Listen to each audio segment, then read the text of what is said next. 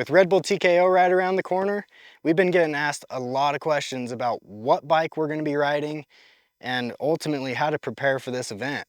I think this year there's a lot more bikes on the radar that are going to be very competitive in RedBull TKO. But something kind of unique and interesting is Surron introduced two classes within the same ECR E-Moto Championship class. That is a Surron stock class and a Surron modified class. So that kind of brings you to the point of, if you want to race an Ultra Bee or a Light Bee, what's your best option to set that bike up?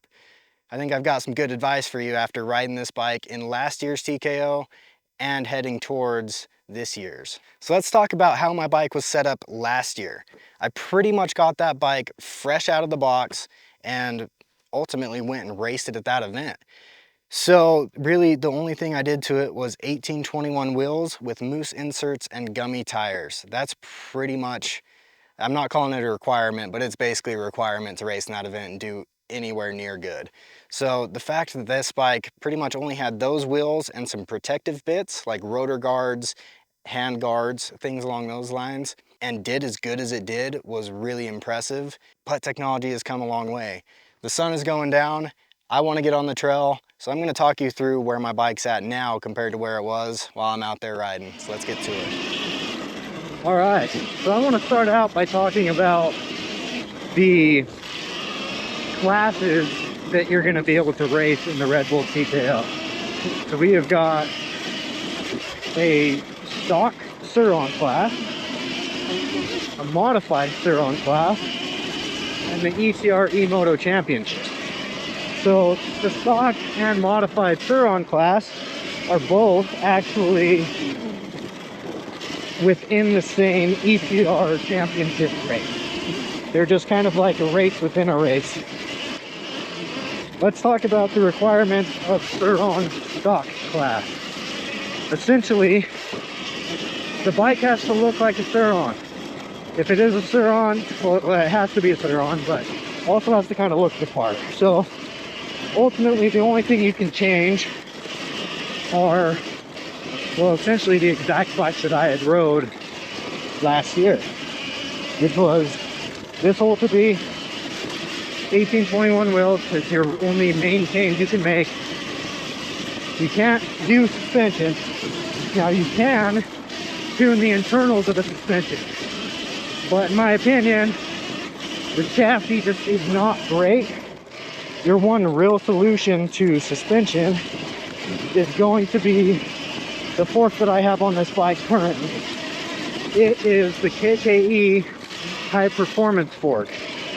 They have put a lot into this fork in comparison to the stock fork that comes on an Ultra Bee, and it's just a lot better for all around riding. As I almost go off the off-camber hill. The front end holds a lot more screw than what you would normally see out of the stock fork. It doesn't deflect as much.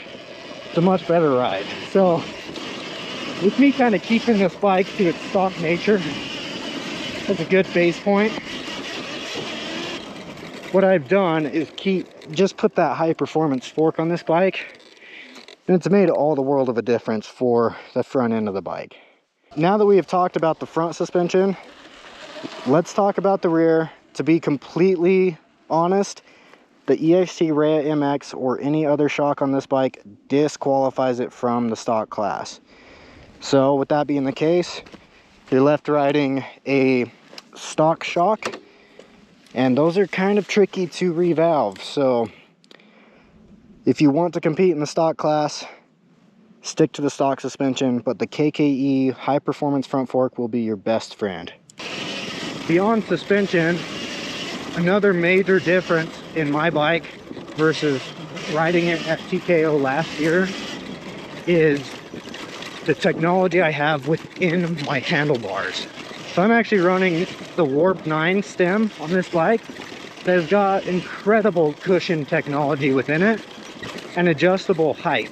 So you can go pretty high if you're a taller person, or keep it in the low setting if you're like me, little short guy. But it does a really good job at basically giving you a little bit more cushion on the kind of chattery top stuff. A lot of like what I'm going through right now. So my hands get way less fatigued, and it's just a way better time. Beyond that, I'm actually on a bar that does the same thing. So it's the ODI controlled flex technology. So within the support brace of this, it has got a spot that allows it to flex more.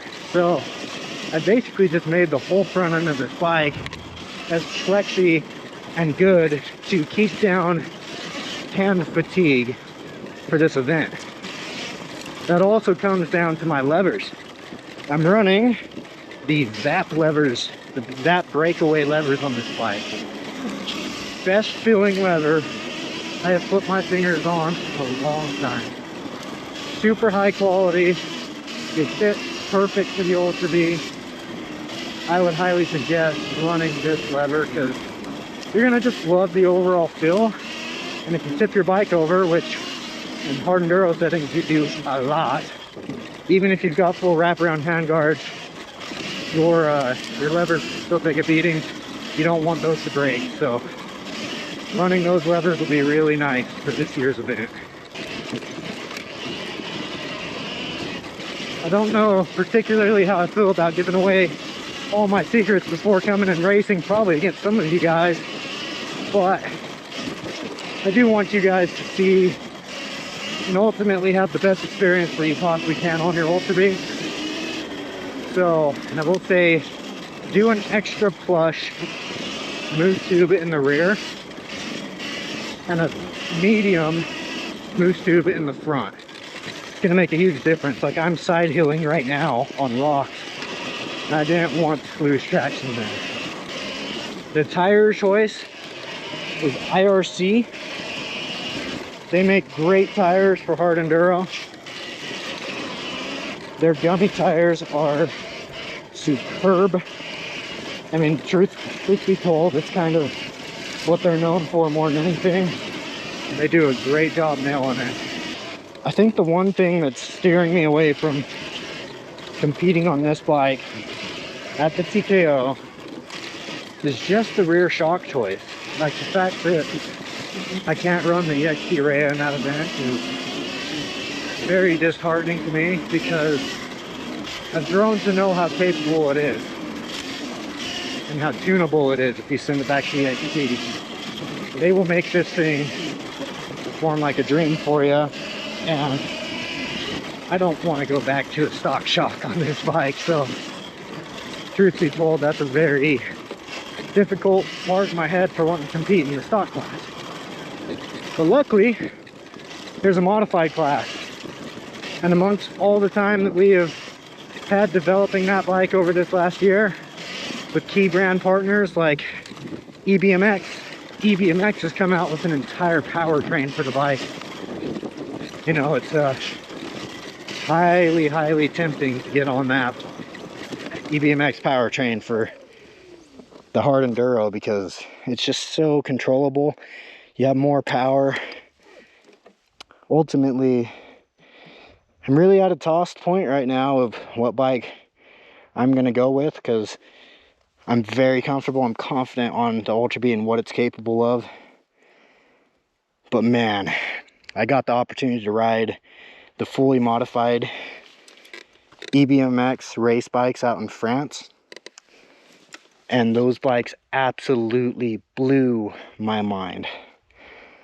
So I don't know, what do you guys think? Would you compete in the stock Surron class, the modified Surron class, or go with a completely different bike altogether and, you know, just compete for the ECR championship? So let me show you how good this bike can do in a situation that's very similar to the RedBull TKO Hard Enduro, now that it's set up the way that it's set up. I mean, this is absolutely brutal. Not only can you get pulled side to side because of the vegetation,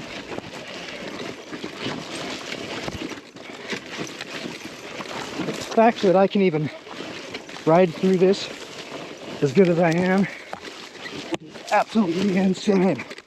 And that is the exact situation that a side-by-side skid plate comes perfectly in handy.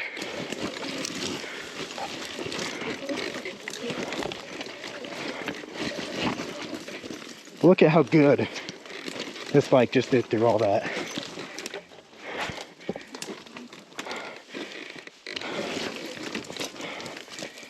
A little reverse action, pop me back down.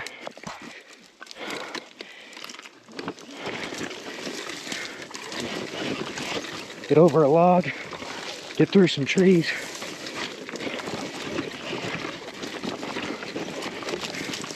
Pick your way through the forest. I mean, this is straight up RedBull TKO right here. This bike is slaughtering it.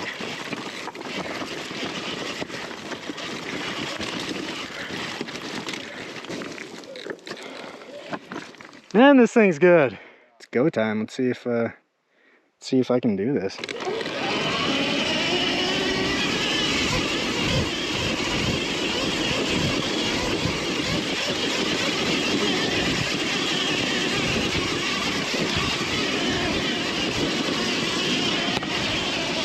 Come on, bike.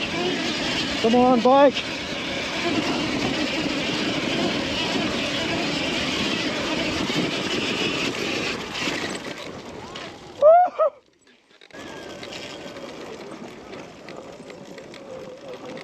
Told him he's gonna need the brakes. It is a gnarly hill.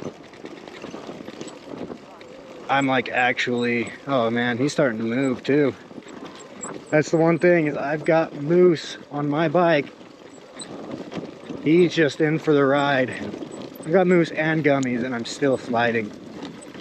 I'm in way more control than he is. Holy crap, this is steep.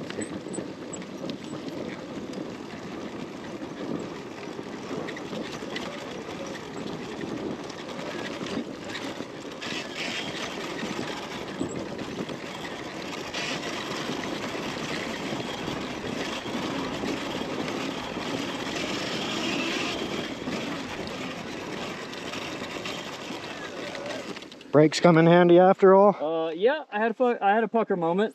I had to use the brakes. That's both locked up in a few sections. It feels steep going up, it feels steep going down. Yeah. Look guys, if you're going to compete in the stock Surron class, this bike, the way that it's set up right now, is exactly what I would suggest competing with. Now, technology has come a lot further than what this stock bike is, and I'm looking forward to showing you in a future video what that's all about. But in the meantime, I hope this is helpful to anybody that is ultimately wondering how to set up an incredible hard enduro electric bike, or trail bike in general. Trail and hard enduro, two very different things, but this bike, very, very capable of both. And yeah, you guys should really consider coming out to Tennessee and giving it a go. Getting your name out there racing in the electric racing scene. It'd be super cool. I'm gonna go enjoy the rest of this ride. Ciao.